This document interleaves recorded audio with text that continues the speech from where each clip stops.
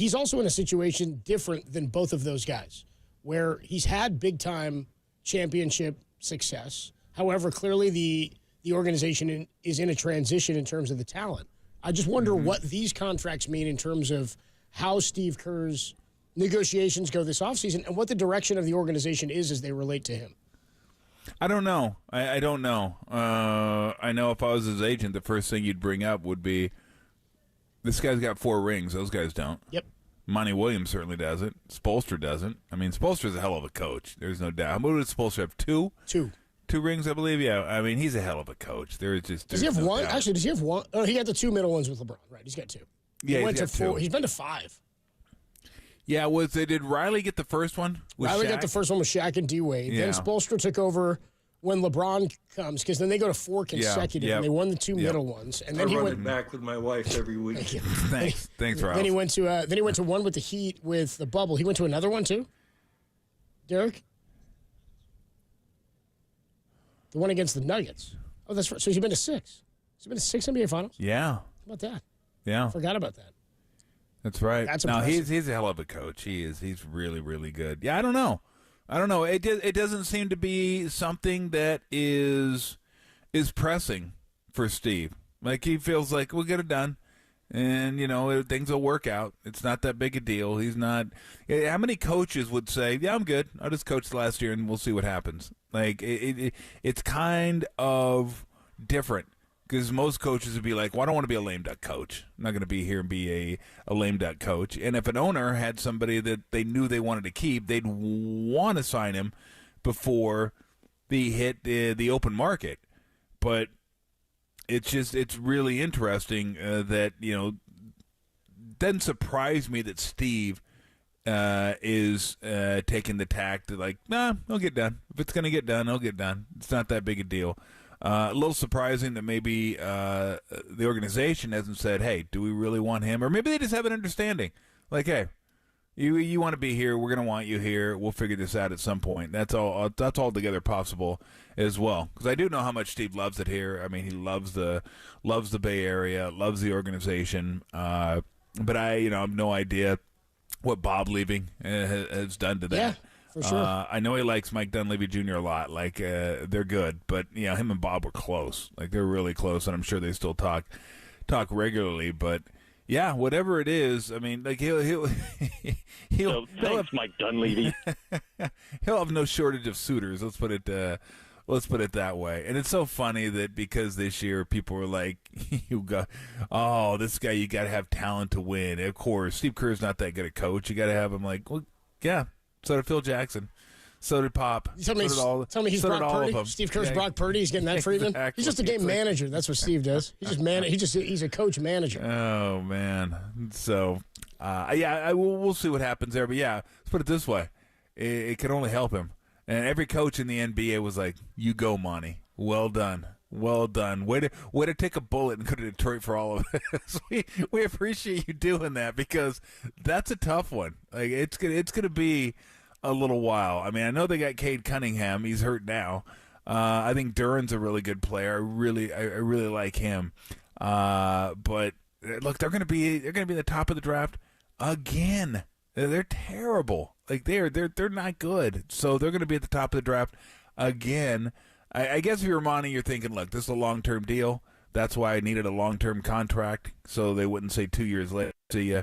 I think they're committed to him, probably for at least 4 years, and see what they have. Because it is a good basketball town. I mean, they were rocking when Detroit was playing really well, great crowds and all that kind of stuff. So it just hasn't been that way for a while. But yeah, the other coaches are very happy. I was just surprised Spolstra signed because I didn't know he was up.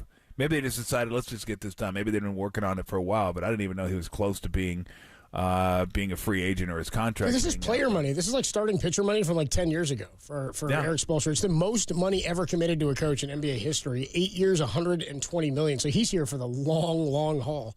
The extension comes after an offseason where we just talked about this. Monty Williams got his contract with the Pistons 6 years for $78.5.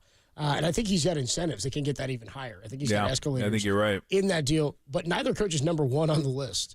Here's the top coaches as they're paid in the NBA.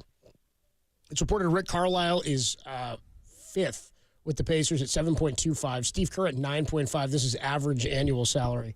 Monty Williams at 13.05. Spoelstra at now $15 million, and Greg Popovich at 16 plus is what he's at. So as Tim said in my ear just a minute ago, Spurs are what, Tim?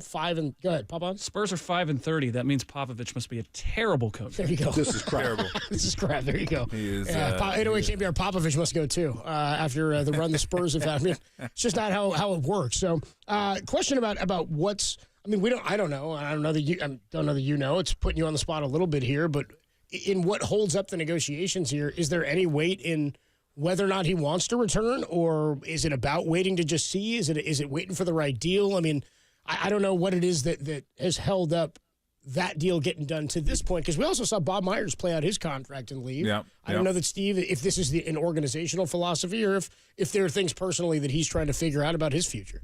I don't know. I haven't even talked to him about that. I just assumed that he assumes that, if it's meant to get done, it'll get done. Yeah. They'll figure it out one way or the other. Like, he doesn't feel any pressure to.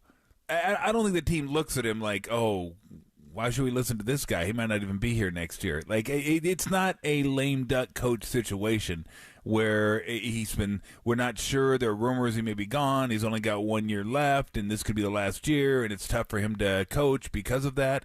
No, I think everybody just feels like, hey, this guy's the coach. And if he wants to be back, he'll be back. They're going to want him back, and they'll figure out a way to get it done. Now, with Bob was different. And I guess this could always be with Steve, too, although I think Steve has a number of years left where he wants to coach. This is what he loves to do.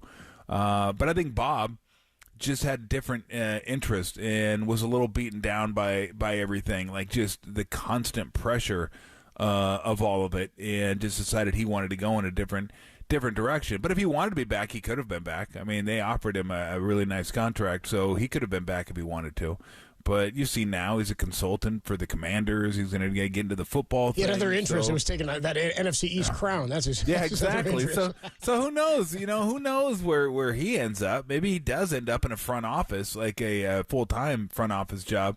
Who knows where Bob ends up? But, yeah, I just assume that there's nothing there other than the fact that, hey, we'll get it done, we'll get it done. And I think both parties probably thinking to themselves, we'll get it done at some point, and both want to get it done at some point. They just haven't got it done. I mean, I could be wrong on that, again, because I haven't talked to him. I never talked to him about contract stuff, but I just kind of assume that's the way it's heading. Yeah, I think that's fair. I appreciate the insight on that, because I think a lot of us are like, what's going on? And it's good and fair to point out, I think, in terms of the organization, that Bob Myers could have been back if he wanted to be back. And to your point, he was looking at some other stuff and clearly has other interests and other passions. So we've talked a lot about the big news of the day, which is, if you're just joining us, Nick Saban retiring as head coach of the Alabama Crimson Tide. Also, Pete Carroll out in Seattle. We got into that, and we'll talk more about it a little bit later. Crazy coaching carousel, but we'll get back into that. We're also going to talk to Matt Mayoko, 350. I'm sure we'll discuss some of that with him, as well as the Niners injury report.